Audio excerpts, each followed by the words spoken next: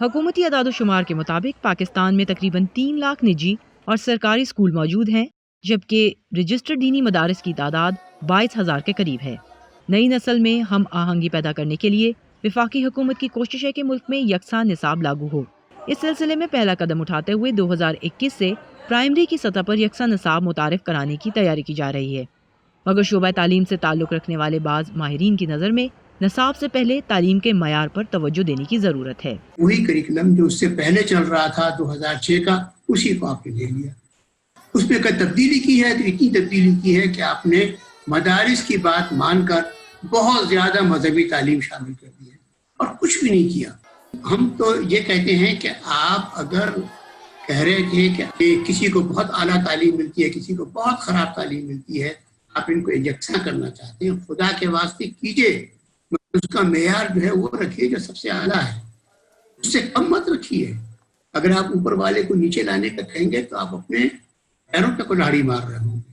پاکستان میں بہت سے مدارس کئی سال سے دینی تعلیم کے ساتھ عصری علوم بھی پڑھاتے آ رہے ہیں، جن کا امتحان 5 وفاق المدارس کے مشترکہ بورڈ اتحاد تنظیمات مدارس دینیہ کے تحت لیا جاتا ہے۔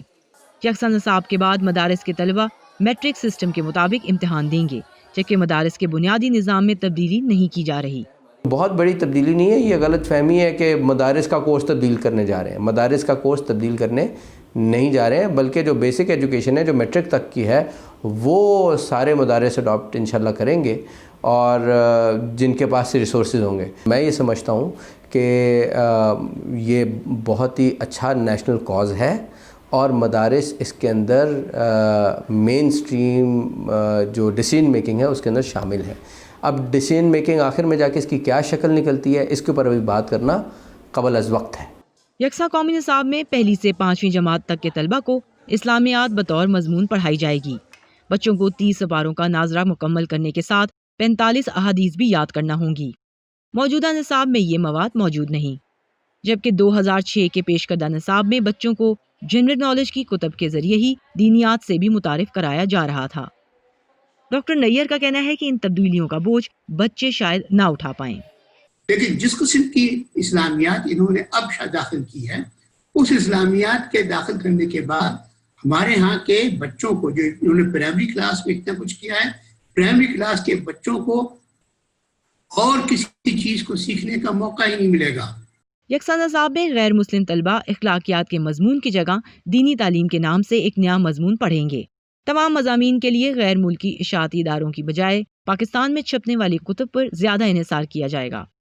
وزارت تعلیم کی پارلیمنٹری سیکریٹری وجیہہ اکرم یکساں نصاب پر تنقید کو بیجا قرار دیتی ہیں۔ ان کے مطابق حکومت صرف وہی تبدیلیاں کر رہی ہے جن کی اجازت قانون دیتا ہے۔ جو ہے نا ایک ریٹرک ایک بلڈ اپ ہوتا جا رہا ہے، اور اس کو پڑھے بغیر، یہ دیکھے بغیر کہ اس کا کنٹینٹ ہے کیا، اور اس میں ایک ناظرہ کا جو پارٹ ہے وہ تو آئین پاکستان کا حصہ ہے، اس کا اس کریکولم سے تعلق نہیں ہے۔ اس کے اندر ایک یہ بھی ایک کرٹیسزم آ رہا ہے کہ جی اس میں روٹ لرننگ کا جو کانسیپٹ ہے وہ کوئی بہت زیادہ ہے، وہ نہیں ہے۔ پاکستان میں 2 کروڑ سے زائد بچے بنیادی تعلیم سے محروم ہیں۔ ماہرین کا کہنا ہے کہ اگر مقصد نئی نسل میں طبقاتی تفریق دور کرنا ہے تو سب سے پہلے ہر بچے کی اسکول تک رسائی ممکن بنانا ہوگی۔ یکساں قومی نصاب کا اطلاق 2023 تک 3 مرحلوں میں کیا جائے گا، جس میں پہلی سے 5ویں، 6ٹھی سے 8ویں اور 9ویں سے 12ویں جماعت کے نصاب میں تبدیلی کی جائے گی۔ ماہرین تعلیم سمجھتے ہیں کہ اس کے مثبت نتائج تبھی سامنے آئیں گے جب اساتذہ کی بہتر ٹریننگ اور تعلیمی مواد کے معیار کو بہتر بنایا جائے گا۔ گیتی آرانیس، وائس آف امریکہ، اسلام آباد۔